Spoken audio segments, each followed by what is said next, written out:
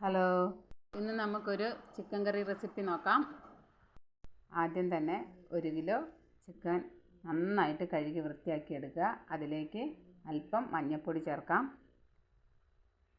അല്പം ഉപ്പും ചേർക്കാം, കുറച്ച് കുരുമുളക് പൊടിയും കൂടി ചേർക്കാം, 2 സ്പൂണ് മസാലപ്പൊടിയും കൂടി നമുക്ക് ചേർത്ത് കൊടുക്കാം. നന്നായിട്ട് മിക്സ് ചെയ്യുക. മിക്സ് ചെയ്ത് അടച്ച് അതങ്ങ് മാറ്റി വെക്കാം. അതിന് ശേഷം ഇഞ്ചി, വെളുത്തുള്ളി, ഉള്ളി, കറിവേപ്പില, പച്ചമുളക്, തക്കാളി എന്നിവ റെഡിയാക്കി വെക്കാം. അതിന് ശേഷം ഒരു കടായി അടുപ്പത്ത് വെച്ച് ചൂടായതിന് ശേഷം വെളിച്ചെണ്ണ ഒഴിച്ചു കൊടുക്കാം. വെളിച്ചെണ്ണ ഒഴിച്ച് ചൂടായി വരുമ്പോൾ കടുക് ഇട്ട് കൊടുക്കാം.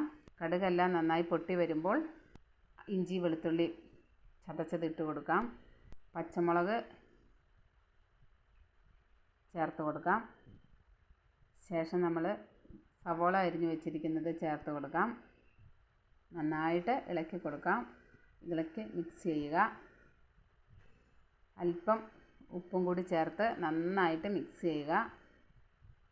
നന്നായി വന്നതിന് ശേഷം നമുക്ക് തക്കാളി ചേർത്ത് കൊടുക്കാം. തക്കാളി, കറിവേപ്പിലയും കൂടി ചേർത്ത് കൊടുക്കാം.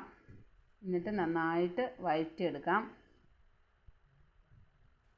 അതിന് ശേഷം നമുക്ക് 1 സ്പൂണ് മുളക് പൊടി, 1 സ്പൂണ് കാശ്മീരി മുളക് പൊടി, 1 സ്പൂണ് മല്ലിപ്പൊടി എന്നിവ ചേർത്ത് നന്നായിട്ട് മിക്സ് ചെയ്യുക. ശേഷം നമ്മൾ തിരുമ്മി വെച്ചിരിക്കുന്ന ചിക്കൻ അതിലേക്ക് ചേർത്ത് നന്നായിട്ട് ഇളക്കുക. നന്നായി ഇളക്കിയതിന് ശേഷം ചൂടുവെള്ളം അതിലേക്ക് ഒഴിച്ചു കൊടുക്കാം. എന്നിട്ട് നന്നായിട്ട് വേകാൻ മൂടി വെക്കുക. ശേഷം നന്നായിട്ട് വെന്ത് അടിപൊളി ഒരു ചിക്കൻ കറി റെസിപ്പി റെഡി ആയിട്ടുണ്ട്.